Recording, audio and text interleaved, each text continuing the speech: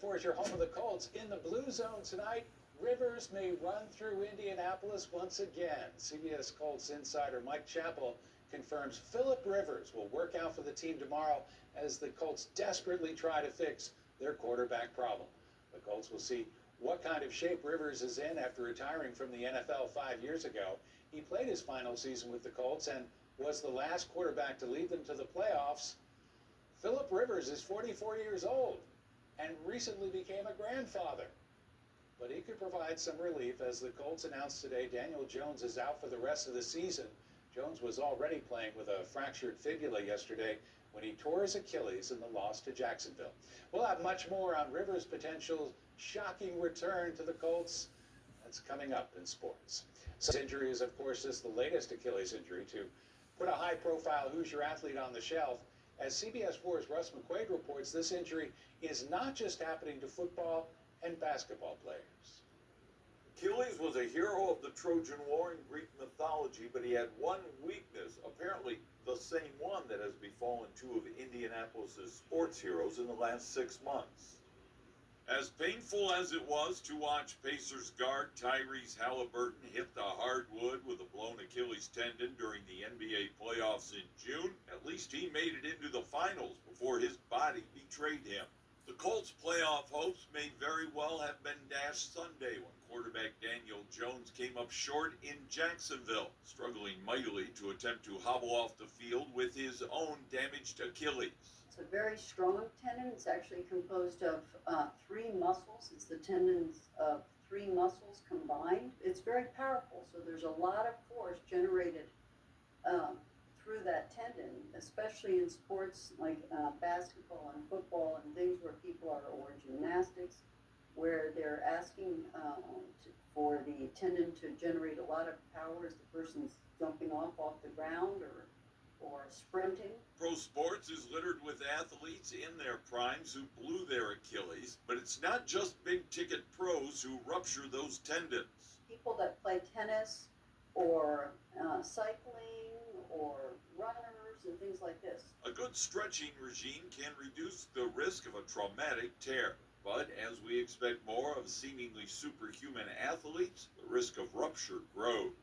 The concern that I have is that athletes just keep getting bigger, faster, stronger, and so our skeleton hasn't had the ability to kind of adapt at the same rate as our ability to kind of bulk ourselves up and make us superhuman, it seems like. Dr. Rayner told me that there is often a warning sign, maybe a tenderness or a twinge in a calf muscle that could be a precursor to a pending Achilles tendon injury. In the newsroom, Russ McQuaid, CBS 4 News. Tyler, thank you. Time for sports. I'm Chris Woodlick. The Colts quarterback situation is in such dire straits, they've turned to the last man to lead them to the playoffs for some potential help. 44-year-old retired quarterback Phillip Rivers will work out for the Horseshoe tomorrow, 5 years after retiring from the game. The 8-time Pro Bowler spent one sparkling season with the Horseshoe, leading the team to an 11-5 record and a close playoff loss in Buffalo in the COVID year of 2020. Remember, Shane Steichen spent 5 seasons with Rivers in San Diego, so he knows the offense well. The Colts quarterback room's been reduced to rookie Riley Leonard, who's nursing a knee injury, and veteran Brett Rippon after Daniel Jones went down to the season-ending torn Achilles Sunday against the Jaguars. He will have surgery this week, which will sideline him at minimum 9 months. The head coach says he's got to do something. You got to be creative as an offensive staff and try to find ways to put your guys in position and do what the quarterback, whoever they're out there, put them in position to be successful. And I think everyone needs to rally around that player. And you go out and play great in all 3 phases, and everyone believes in each other to go put out a solid performance each and every week. We will see what happens. Well, the Heisman Mendoza campaign is picking up momentum. IU quarterback Fernando Mendoza is among 4 finalists for college football's top award. Joining him in New York on Saturday, Ohio State's Julian Sayin, Notre Dame's Jeremiah Love, and Vanderbilt's Diego Pavia. Well, CBS Sports' Nicole Weaving has more on the Mendoza effect on his Big Ten championship team. After Saturday's Big Ten championship win, the Hoosiers started a Heisman Mendoza chant to celebrate their MVP quarterback. Today, the campaign continues from Fernando Mendoza's teammates to bring home this prestigious award. He is absolutely the Heisman. He's absolutely the best quarterback in the country. without a doubt in my mind. And he's absolutely the toughest quarterback in the country. There's no doubt in my mind. When you look at, his resume for this award, there's going to be a lot of games that come down to fourth quarter, clutch drives to win football games, and he's done it every time. So for me, that's my Heisman. I think that should be America's Heisman. He's the best football player in the country, and I don't think it's close. I played with a lot of quarterbacks, but for me to see the work that he puts in every single day, it motivates me to continue to be on my stuff. So I'm grateful for allowing me and Fernando to come together this year, and then hope we continue to do great things and hope we can win that Heisman. The Heisman ceremony will take place Saturday in New York City. With the Hoosiers in Bloomington, I'm Nicole Weaving. Finally, Pacers at the Fieldhouse facing Sacramento. Indiana runs out to a 19-point lead. They blow it completely, but they respond in the last 5 minutes. Down one, Ben Mathurin stops and pops. Indiana leads. Ben had 25. Pascal Siakam's role has changed with all the injuries, and he always delivers. He had 23, but Andrew Nemhard was the man running the show. In the lane, 28 points, 12 assists. Pacers win it 116-105. That's 3 of their last 5. I think they're slowly finding their game. It's so great These to guys see. are learning each other. Yeah. Getting back to the big story of the day, Philip Rivers, who is high school coach, his son is a junior star for him right now. He is a grandfather. His oldest child is 23. He's got 10 kids. The story just gets better and better. He and Steichen know each other so well. Let's go. If Come he's on. physically able to do it, why not? Well, I mean, he wouldn't be coming out here, right, unless he thought that, there was a really good chance that he could step in. Yeah, he's from Fairhope, Alabama, hometown of Riley Leonard, so there's a lot of connections here. Can't wait. More after this. Tonight, Sigourney Weaver and Mandy Patinkin are on The Late Show. And Wednesday, Hey, Steven. Taylor Swift, all new Pooh Bear. Remember, you can find all the latest local stories anytime on our 13 News app. And you could say the Colts are going quarterback to the drawing board, and they're looking to a familiar face to help them address injuries at signal caller. Tonight, NFL Network insiders are reporting Philip Rivers is expected to work out for the Colts tomorrow. Rivers last played in the NFL back in 2020, yes, as an Indianapolis Colt. The team's starting QB Daniel Jones suffered a season-ending Achilles injury yesterday in Jacksonville. His backup, Riley Leonard, is dealing with an injured knee, but team leaders say they're hopeful he can play versus the Seahawks. Anthony Richardson is also hurt and will not be active against Seattle. We'll have much more on all this, including insight from head coach Shane Steichen, coming up in just a little bit. We're going to take a break right now, and we'll be right back. The 4 Heisman finalists will be in New York City. Without further ado, proud to tell you that Jeremiah Love, an incredibly impressive young man, has been a guest on SportsCenter of a number of occasions, and man, has he been spectacular. Teaching same state, Fernando Mendoza, who was brilliant, loved the emotion after they knocked off Ohio State in the Big Ten title game, looking to win Indiana's first ever Heisman. A pair of gridiron stars making a name for themselves in Indiana are now finalists for the coveted Heisman Trophy. Notre Dame running back Jeremiah Love and IU quarterback Fernando Mendoza. Mendoza, of course, is considered by many to be the favorite for the highest honor in college football. He helped lead the undefeated Hoosiers to a Big Ten championship over Ohio State Saturday right here in Indy. And now they are gearing up for a Rose Bowl appearance. What a time to be an IU football fan, huh? Logan Gay is here now to show us all the Hoosier hype. Logan? Hey, Destin, that's right. What a moment in Indiana history, Indiana sports history. 2 players, 1 state, and a shot at our first ever Heisman. And after talking to Hoosier fans all week, I've encountered so much crimson, I might permanently be seeing red. And the IU faithful are convinced this is their year. And so those are your Heisman Trophy finalists. One of these 4 football players will have their life changed forever on Saturday. But who will it be? Whoever takes home the trophy will join college football's most exclusive fraternity, Heisman Trophy winners.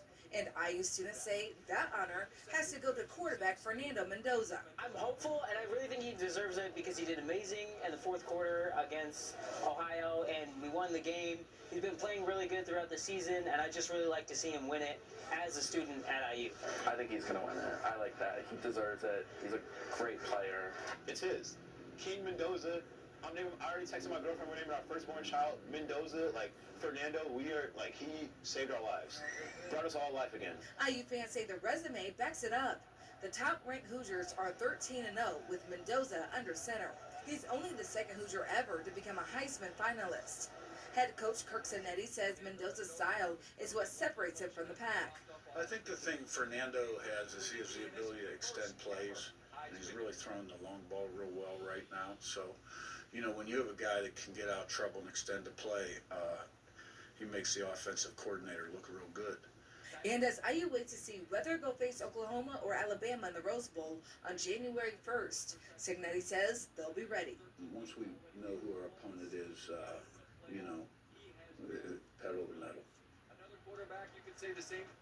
All right, so the Heisman Trophy will be presented at 8 p.m. on December 13th, so we have a lot to look forward to, Dustin. Coming up in just a couple days. You know, I heard that one student was actually going to name his firstborn son Mendoza. That's right. You know what? I'm thinking, why stop there? Why not just name their child Fernando? If it's a girl, they can just put Fern. I love it. The Pacers back home tonight trying to dethrone the Sacramento Kings. Let's take you to the court. They took the lead halfway through the first quarter and did not look back. Benedict Mathurin with the wide open three. There it is. And then from the same spot a few minutes later, how about Johnny Furphy celebrating his 21st birthday with a three to widen the lead? And Tyrese Halliburton, look quickly, proudly supporting Furphy, wearing his jersey for the occasion. Then with just seconds to go in the second quarter, Andrew Nembhard drives across the court up and under to make it 66-51 at the half. That's a 15-point lead.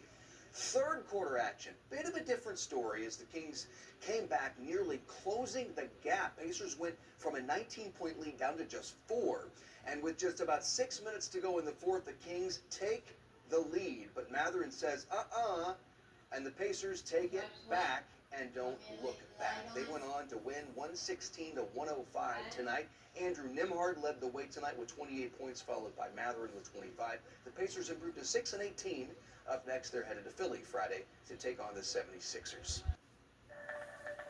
The Pacers back home tonight trying to dethrone the Sacramento Kings. Let's take you to the court. They took the lead halfway through the first quarter and did not look back. Benedict Mathurin with the wide open three. There it is. And then from the same spot a few minutes later, how about Johnny Furphy celebrating his 21st birthday with a three to widen the lead? And Tyrese Halliburton, look quickly, proudly supporting Furphy, wearing his jersey for the occasion. Then with just seconds to go in the second quarter, Andrew Nembhard drives across the court up and under to make it 66-51 at the half. That's a 15-point lead. Third quarter action, bit of a different story as the Kings came back, nearly closing the gap. Pacers went from a 19-point lead down to just 4. And with just about 6 minutes to go in the fourth, the Kings take the lead. But Mathurin says, and the Pacers take it back and don't look back. They went on to win 116-105 tonight. Andrew Nembhard led the way tonight with 28 points, followed by Mathurin with 25. The Pacers improved to 6-18. Up next, they're headed to Philly Friday to take on the 76ers.